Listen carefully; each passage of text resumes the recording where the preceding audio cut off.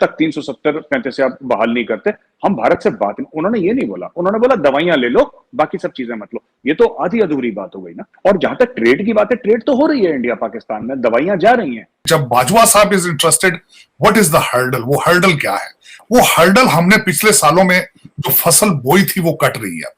वो फसल हमने नफरतों की बोई थी, वो हमने रिलीजन कार्ड की बोई थी, वो हमने टीएलपी की शक्ल में बोई थी, और आज फिर हम बो रहे हैं उसको अमर बिल मारूफ के नाम से। आज फिर हम उस मजहबी कार्ड को खेल के लोगों को एक ऐसे चीज के पीछे लगा रहे हैं जो कि इंतहाई खतरनाक है पाकिस्तान के लिए।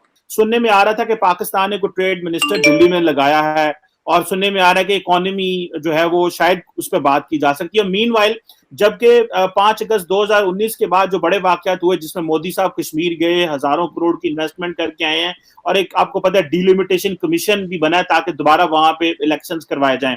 और जबकि हमें यह भी पता है कि ग्लोबल आइसोलेशन है पाकिस्तान की कश्मीर के इशू को लेकर के, कि जिन ममालिक से हम नॉर्मली जाके पैसे ले कश्मीर पे बात करते थे, आज हम उनसे पैसे ले रहे हैं।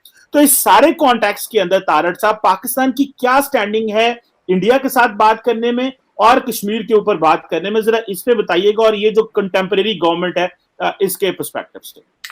चीमा साहब, मैं हमेशा एक बात कहता हूं, आज फिर मैं ये कहना चाहूंगा, कहते हैं हर चीज चेंज हो सकती है, पड़ोसी तब्दील नहीं हो सकते। और आपने 70-75 साल में कई तजर्बे किए हैं भारत के साथ रिलेशनशिप में, कश्मीर इशू पर आपने कई तजर्बे किए हैं। आज की गवर्नमेंट जिसकी आप बात कर रहे हैं, जिसके पास कहा जा सकता है कि आज ईवान में उनके खिलाफ कोई अपोजिशन ही नहीं है, उनकी पॉलिटिकल क्रेडिबिलिटी नहीं है, उनके पास पॉलिटिकल कैपिटल नहीं है, लेकिन इसके कॉन्ट्रेरी मैं ये कहूंगा कि बात शुरू करने में कभी कोई मेरा बातचीत डायलॉग स्टार्ट होना चाहिए। और उसमें दूसरा ये है कि स्टेक होल्डर हैं, बाजवा साहब हैं, एस्टेब्लिशमेंट है, और वो इस वक्त they are interested in having a fair relationship और गुड रिलेशनशिप विद इंडिया। और उसमें ये देखें कि डायलॉग शुरू करने में लूज क्या करना है, आपने कुछ भी लूज नहीं करेंगे आप। अब अगली हुकूमत आएगी किसी अच्छे मैंडेट के साथ, जो मैंडेट भी लेकर आती है, मेरे ख्याल में उसमें भी भारत के साथ डायलॉग नंबर 1 प्रायोरिटी होनी चाहिए। उसकी वजह है कि we are living in 21st century. जबानी कलामी कह देने से कि गुर्बत के खिलाफ जिहाद करेंगे या गुर्बत के खिलाफ निकलें दोनों ममालिक, इससे बात नहीं चलेगी, आपको उसकी तरफ स्टेप्स लेने पड़ेंगे। कश्मीर के ऊपर भी जो आप बात कर रहे हैं उसमें भी डायलॉग होना चाहिए।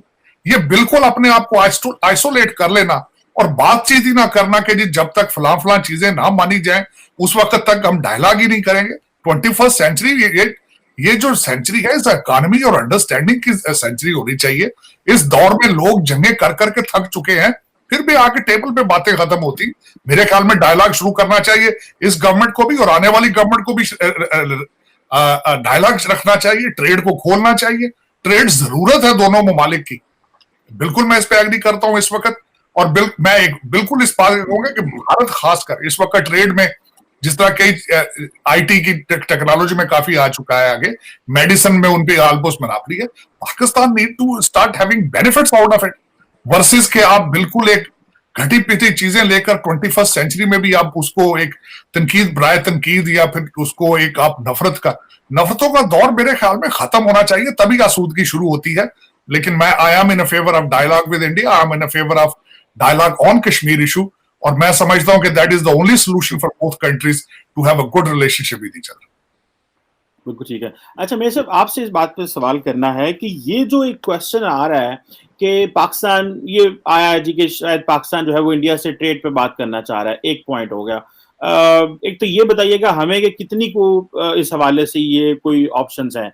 दूसरा, क्या इंडियन गवर्नमेंट जो है एक फ्रेश मैंडेट वाली सरकार से बात करना चाह रही है कि वो शहबाज शरीफ साहब से बात करना में आप समझते हैं वो कंफर्टेबल होंगे? क्योंकि ये जो एक गवर्नमेंट है ये तो एक इंटरनल मसाइल में गिरी हुई है जो हमें जो नजर आ रहा है यहाँ पे। आप इस गवर्नमेंट को कैसे देखते हैं कि क्या जो एक फ्रेश मैंडेट 2023 के इलेक्शन के बाद जो है वो आपकी इंडिया की डिमांड हो सकती है कि पाकिस्तान से बात होनी चाहिए, जिस तरह एक बड़ी ऑपोजिशन जमात जो कि इमरान खान साहब पहले हुकूमत में होते थे, अभी ऑपोजिशन में चले गए हैं, वो इतना प्रेशर, उनसे भी भारत ने बात नहीं की। तो आप क्या समझते हैं इंडिया के अंदर क्या एपिटाइट है कि इसको किस तरह आगे लेके जाया जा सकता है, और शहबाज शरीफ को कितना पावरफुल वजीर आजम समझा जा रहा है, या कि आप समझते हैं कि कोई भी बात करे हमें इससे कोई एतराज नहीं है कोई इस गवर्नमेंट के हवाले से आपके पास अगर कोई ऐसा कोई पर्सपेक्टिव हो इंडिया में जो हमसे शेयर करें? जी, इसके पहले कि मैं सवाल का जवाब दूं, चीमा साहब, मैं आपको ये कहना चाह रहा था कि जो खास तौर से पाकिस्तानी भाई बहन सुन रहे हैं हमारे, 2-2.5 साल से इमरान खान साहब ने बोला था कि इंडिया से हम कोई बात नहीं करेंगे। तो जाहिर सी बात है, जब आपने कोई बात नहीं करी तो फिर कश्मीर के ऊपर भी बात नहीं हुई। इसमें घाटा किसका हुआ और फायदा किसका हुआ? आप अगर कश्मीर के बारे में आपको नहीं बात करनी है, आप 100 साल मत करिए। इंडिया के लिए तो अच्छा ही है ना, मत बात करिए कश्मीर के ऊपर। जो तारर साहब ने बोला ना अभी, तारर साहब ने भी एक न्यूट्रल होके, not as a Pakistani American but as a neutral citizen of this world, Tarar साहब ने जो बात बताई, आपके देखिए, आपको जब भी कोई चीज सॉर्ट आउट करनी है, आपको बातचीत करनी पड़ेगी। मैं ये नहीं कह रहा, जैसे आपने ट्रेड का हवाला दिया, अभी आपने बोला कि ट्रेड, तो दिल्ली में अभी एक मिनिस्टर फॉर ट्रेड पाकिस्तान ने बोला है कि हम इनको लगा रहे हैं, किसी साहब का नाम भी था उसमें, तो हम लगा रहे हैं इनको। अब देखिए, बात यह है ना कि ट्रेड होगी तो आपकी बातें 10 किस्म की होंगी, राइट? आप अगर आप कुछ भी नहीं करेंगे तो फिर तो कुछ भी नहीं होगा। Then you can just sit down. आप भी, you can twiddle your thumbs and we can twiddle our thumbs, फिर तो ऐसे चलता रहेगा।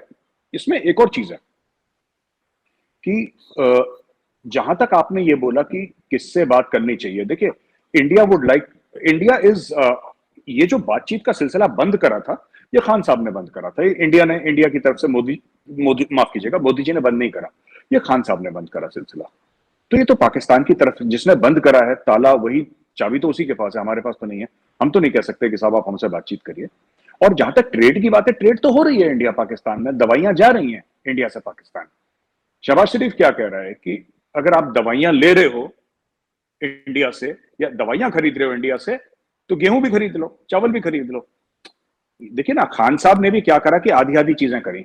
या तो खान साहब पूरी इंडिया से ट्रेड बंद कर देते कि साहब हमें इंडिया से कुछ लेना देना ही नहीं है, जब तक 370-35 से आप बहाल नहीं करते, हम भारत से बात नहीं। उन्होंने ये नहीं बोला, उन्होंने बोला दवाइयां ले लो, बाकी सब चीजें मत लो। ये तो आधी अधूरी बात हो गई ना। तो ये चीज है। आखिरी चीज जो मैं समझता हूं, मैं ये नहीं कह रहा कि न्यू दिल्ली में पॉलिसी मेकर्स ऐसा समझते हैं, बट एटलीस्ट पब्लिकली ऐसा नहीं समझते वो लोग। बट प्राइवेटली मेरी जो 2-3 लोगों से बात हुई है, these are retired people, but these are people who are very senior and these are people जिनको सरकार के बड़े अफसर और बड़े डिसीजन मेकर सुनते हैं बड़ी इज्जत के साथ। मैं उनका नाम नहीं लूंगा, बट चीमा साहब, आपकी और मेरी उनके बारे में बात हो चुकी है। ऐसी एक हल्के पिछले 2-3 साल से फीलिंग आ रही है भारत में, और वो होगा नहीं कभी, बट ये बड़ी स्ट्रॉन्ग फीलिंग है कि there is only one reliable person in Pakistan and that is general Bajwa. अब मैं पता नहीं, मुझे इसका लॉजिक समझ में नहीं आया, बट दे आर सेइंग कि ही is the only person who talk sense. और जो इस्लामाबाद सिक्योरिटी डायलॉग्स हैं, 3 साल से जनरल कमर जावेद बाजवा की एक एक लाइन को यहां पे डाइसेक्ट करा गया है, उनकी टोन को, उनकी बॉडी लैंग्वेज को, वो किस तरीके से बैठे थे, उन्होंने क्या बोला है, एक एक चीज यहां पे लोगों ने, जो लोग इस पे नजर रखते हैं, थिंक टैंक से, उन्होंने डाइसेक्ट करी है। एंड देखिए, बात तो करनी है तो शहबाज शरीफ साहब से ही बात होगी, बाजवा साहब को थोड़ा ना फोन उठा के कोई बात करेगा, because that is how it is in a democracy, right? But यहां पे बहुत ज्यादा एक स्ट्रॉन्ग फीलिंग आ रही है among certain quarters in Delhi and very influential quarters in Delhi, that पिछले 3-4 साल में हमने पाकिस्तान से जो constant and consistent voice of sanity जिसको कहते हैं, मुझे नहीं पता था कि मेरे जिंदगी में, मेरे जीवन में एक दिन आएगा जब मैं ऐसी चीज बोलूंगा आपके प्लेटफॉर्म पे, बिकॉज फॉर मी ऑल्सो, मैं बोल रहा हूं, मुझे थोड़ा सा अजीब सा ही लग रहा है, because he is the chief of the Pakistan army. और जाहिर सी बात है चीमा साहब, let's not beat around the bush, Pakistani army हमारे लिए दुश्मन फौज है और उनके लिए हमारी इंडियन आर्मी दुश्मन फौज है।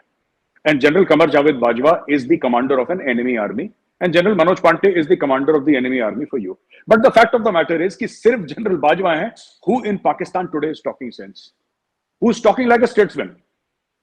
बाकी है, मुझे कहना नहीं चाहिए आपके प्लेटफॉर्म पे, बट बाकी लोग तो ऐसे बात करते हैं जैसे गली मोहल्ले की। अभी मैंने शहबाज गिल साहब का एक वीडियो देखा है कि कुत्ते के गले में पट्टा बांध, यार आप कैबिनेट मिनिस्टर रह चुके हो, आप बहुत सीनियर हो, आप मतलब you are a very senior person, आप ऐसी बातें करेंगे तो आप तो बिल्कुल एक जानवर के साथ इक्वेट कर रहे हैं, यू नो, ऑपोजिशन पर या जो रूलिंग, ऐसा नहीं है। आपको बात करें, आपके इख्तलाफ हो सकते हैं, पर ये गाली गलौज, जात पे आना, किसी को ऐसे बोलना, तो मुझे ऐसा लगता है कि देखिए जो मैंने देखा है चीमा साहब,